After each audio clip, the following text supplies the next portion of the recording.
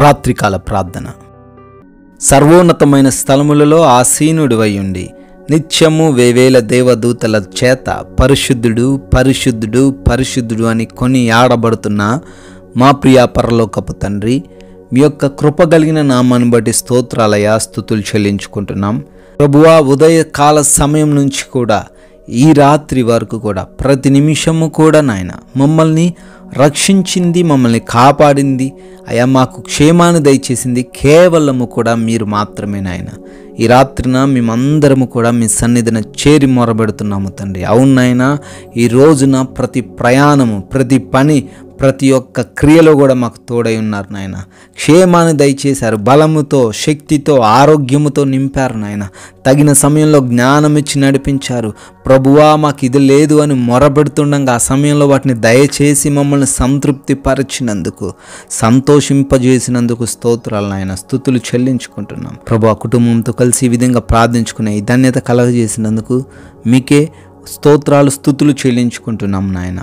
యెషయా గ్రంథము 62వ అధ్యాయము 4వ వచనము, విడవబడిన దానివని ఇక మీదట నీవు అనబడవు. ఆమేన్. ఈ యొక్క వాగ్దానము ఈ రాత్రి నా ఈ ప్రార్థనలో ఏకీభవిస్తున్న ప్రతి బిడ్డ జీవితంలో నెరవేర్చబడునుగాక.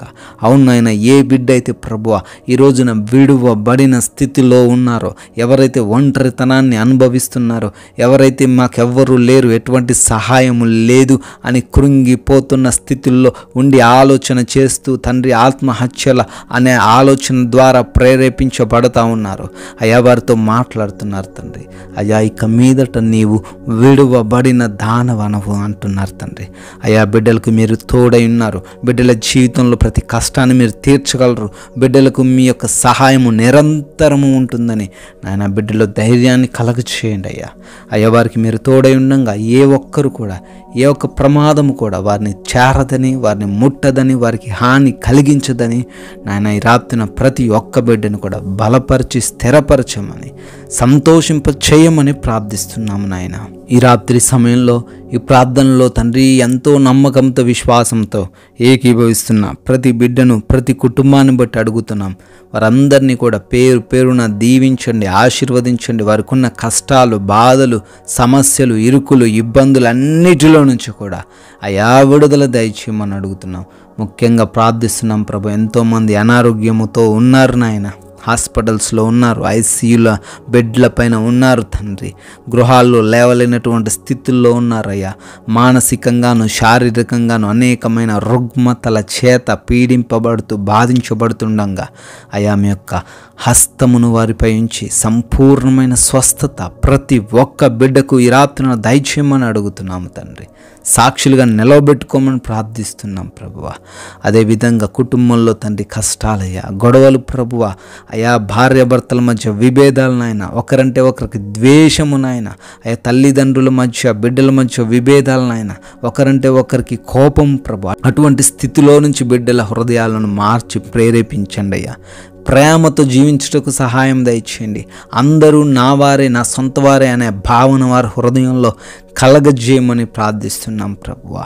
అదేవిధంగా నాయన అప్పుల్లో నుంచి విడుదల దయచేయండి నాయన. ఆర్థిక తలుపులన్నీ కూడా మూసుకొని పోయి ఉండగా నాయన ఈ రాత్రిన వారికి మూసుకుపోయిన ప్రతి తలుపు కూడా తెరవబడునుగా కానీ ప్రార్థిస్తున్నాం. ఆర్థికంగా బిడ్డలను బలపరచండి. చేస్తున్న ఉద్యోగాల్లో, వ్యాపారాల్లో, పనుల్లో వారిని ఇంకా ఆశీర్వదించి మీ సాక్షులుగా నిలవబెట్టుకోండి ప్రభువా.